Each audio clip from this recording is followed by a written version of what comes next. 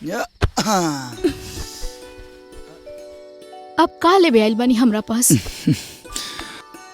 अपन धन के नाराजगी दूर कल भी तो हमार जिम्मेदारी बना। चापलूसी करे के कोनो जरूरत नहीं है। सैलरी तो माई के दियाइल बानी ना, और हमार सामान भी सब ना आइल।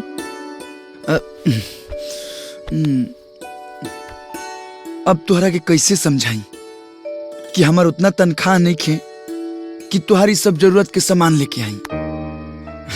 और अब गरीब के हाथ पकड़ ले बड़ू तो तनी मन तो बर्दाश्त कर ही के पड़ी।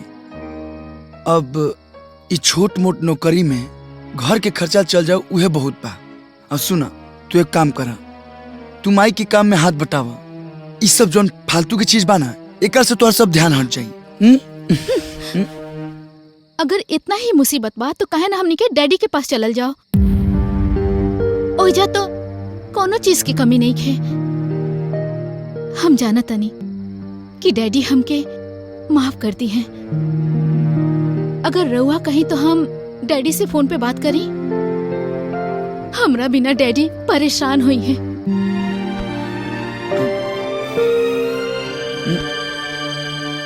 मने तुहरा कहे के मतलब बा कि हमनी के अपन सुख खातिर यहाँ अपन माई के छोड़ के चल जाऊं? ना, ये हम ना कर सकेला। हम बुझ गए नी। हम रउआ से प्रेम करके अपन घर द्वार छोड़ के एजा रउआ पास आ गए नी। रउआ हमरा खातिर कुछ ना छोड़ सके नी। राउर मन में हमरा खातिर तनिको प्रेम नहीं के, तनिको प्रेम नहीं के। अब ऐसा मत कह माधवी, हम तुहरा से बहुत प्यार करीना। अरे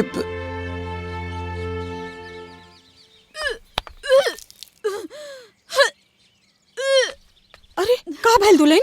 अरे उल्टी होता, कुछ उल्टा सीधा चीज खा ले लुका।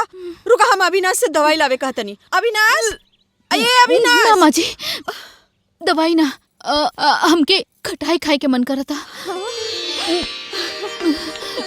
अब का भइल माई? अरे जो खटाई लेके आओ, एकरा के उल्टी होता। उल्टी होता तो डॉक्टर कहले जब कि खटाई लेके का हुई? अरे बुद्धू, एकर गोड़ भारी बा, तय बाप बनने वाले बाड़े। खा हम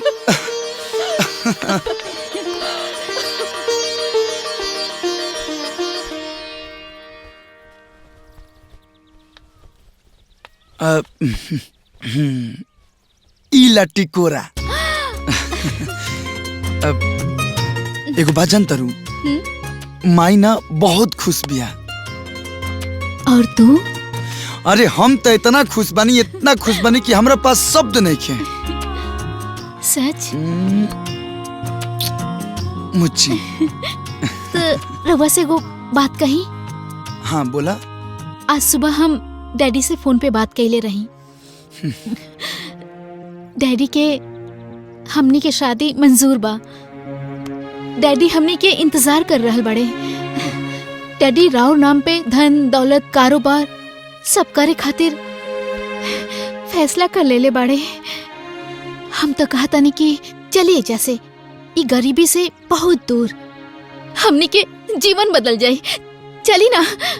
अच्छा, तई तैयारी हो रहा बा कि हम अपना बुजुर्ग बीमार माई के छोड़ के और तुम्हारा डैडी के घर जमाई बन के उनका कारोबार संभाली, और इजा हमार माई 2 वक्त के रोटी खातिर लाचार हो जाओ।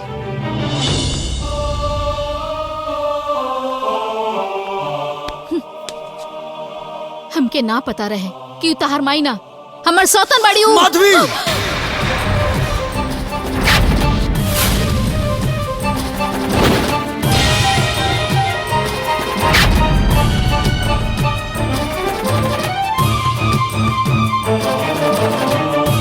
और न तो का, आज सच बोले से हमरा के कोई ना रोक सकेला। जब से हमें ई घर में आइल बानी तब से गरीबी के रोना सुन सुन के माई माई के रट से हमार दिमाग फट गइल बा। अगर अपने माई के इतने चिंता बा तो हर महीना कुछ पैसा उनके भेज दिहल करब। और का चाहे उनकरा। बस पैसा से माई के कर्ज कोनो जन्म में ना चुकावल जा सकेला माधवी। तो का तोहार दिहल गरीबी के चादर ओढ़ के तोहर माई के दिहल कर्जा के अपन नसीब मान के जिंदगी भर रोत रहब, ई हमरा से ना हुई। और एक बात कान खोल के सुन ली, अब हमहू माँ बने जा रहल बानी।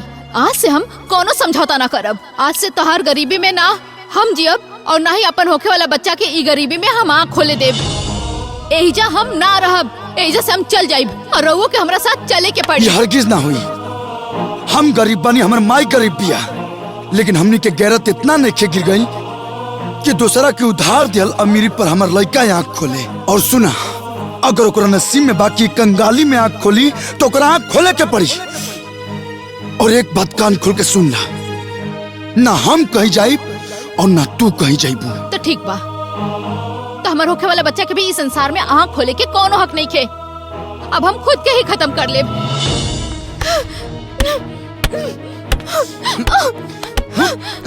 ये सब कहा मर जाएदा, मर जाएदा, मर जाएदा। और मरे के बाद हमार लाश डैडी तक पहुंचा दिया और जाके रही अपने माई के पास।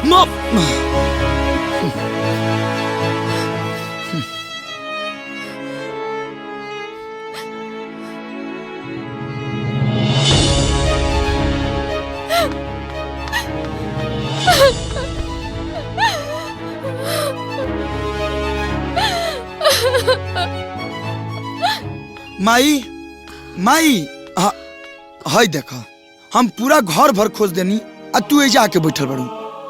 का माई माई करत रहेले? छोट लइका बड़े का?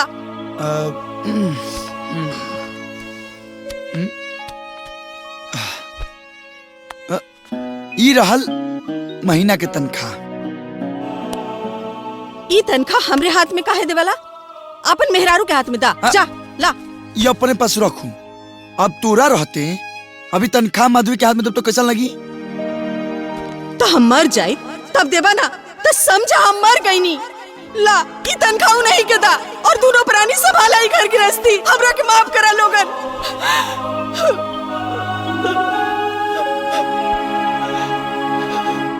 ये तू कैसन बात करते रहे? वो तोरा कुछ उल्टा सीधा बोले से का? हम काहे इनका के उल्टा सीधा कहब? हम तो बस रउआ से कहत रही। हम तो ई घर में रउआ साथे जीवन बितावे खातिर आइल बानी, ना कि तहर माई के उल्टा सीधा बोले खातिर। हम ना जानत रही कि हमार ऐसा नसीब फूटल बा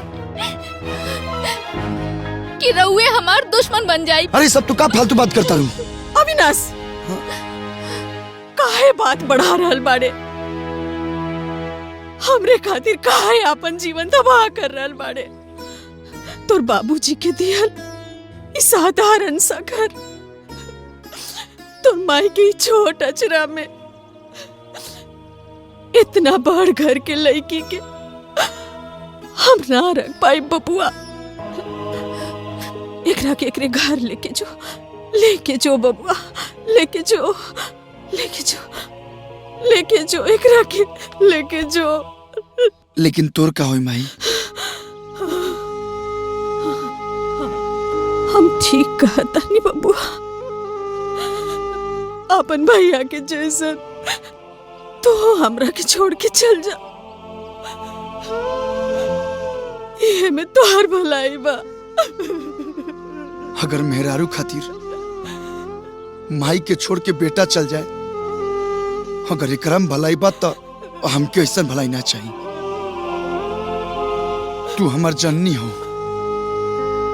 पाल पोस के इतना बड़ कैले बड़े कि हम तोर बुढ़ापा में सेवा करब। माई के छोड़ के एगो बेटा के गए उचित बा? पत्नी के साथ दियल भी एगो पति के कर्तव्य होला ना। पहले माई के सेवा, ओकरा बाद मेहरारू के कोनो सुख। नहीं बबुआ, माई के और कितना जीवन बचल बा। पत्नी के साथ तो पूरा जीवन बितावे के बा। माई के जिंदगी के बाचल दिन हमरा खातिर मेहरारू के सुख के कोनो मायने नहीं रखत। हाँ, तो दुनिया ये कहे कि माई बेटवा दोनों मिल के एगो अमीर घर के लड़की के ला के ओकरा ऊपर अत्याचार कैलन, और बुढ़िया अपन अहंकार और ईर्ष्या में बहू के ना अपना पौलस। तू काहे नहीं के समझत? ई एगो अमीर घर के लड़की बिया। ई गरीब सास की एकर दम घुट जाई। ले जो एकरा के, ले जो। ई तो एकदम ना हुई। वो अमीर बाप के बेटी के मालूम रहे कि हमने के गरीब बानी जा, तो ओकरा गरीब के इज्जत करे के पड़ी। और एक औरत खातिर हम अपन लाचार माई के ना छोड़ सकी ना। काहे तू हमार बचल जिंदगी में ही घर में कलेश पैदा करल चाहता रे? काहे ना चाहता रे कि हम भगवान के नाम सुकून से ले सकी?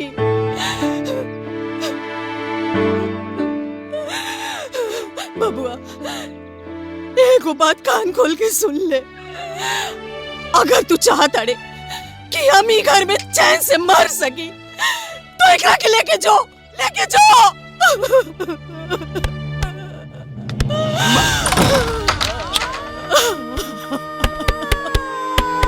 माई, माई दरवाजा खोल।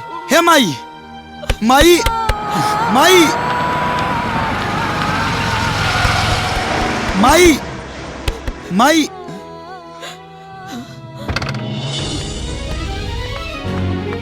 डैडी, डैडी, डैडी ऐजा से हमके लेके चली डैडी, ना तो हम जान दे दे।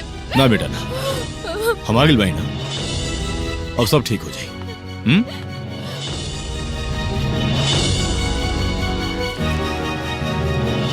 मिस्टर अविनाश, जवान भइल तन भइल, अब एगो नया जीवन के शुरुआत करा। ये गांव में का रखल बा? चलिए लखनऊ चली। बेटी तो हमार पहले ही रुआ पास चल आई रहे, लेकिन हम रुआ खातिर कुछ कर ना पाई।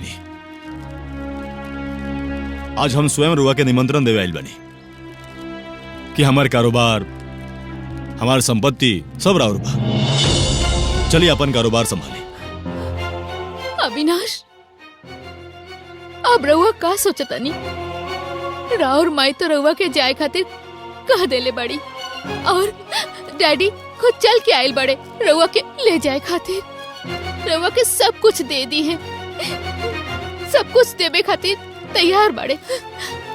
अब अविनाश, अब रउआ के और का चाहिए? रुआ सोची, हमने की गाड़ी में बैठा था। आओ।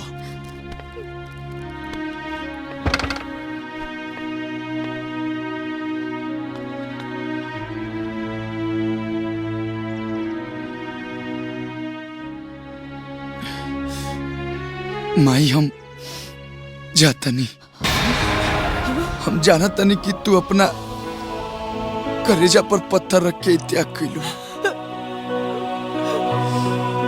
लेकिन जाए से पहले वो वादा करके जाता नहीं।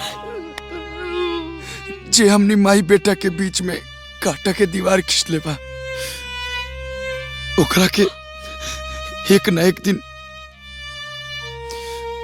माई के ममता के पाठ जरूर पढ़ाई।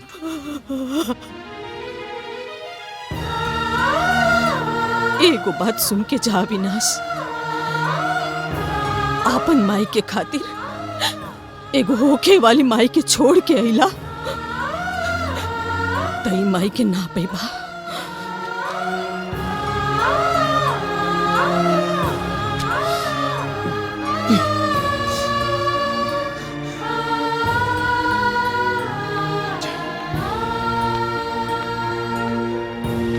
रिश्ता नाता संस्कार अब हर इंसान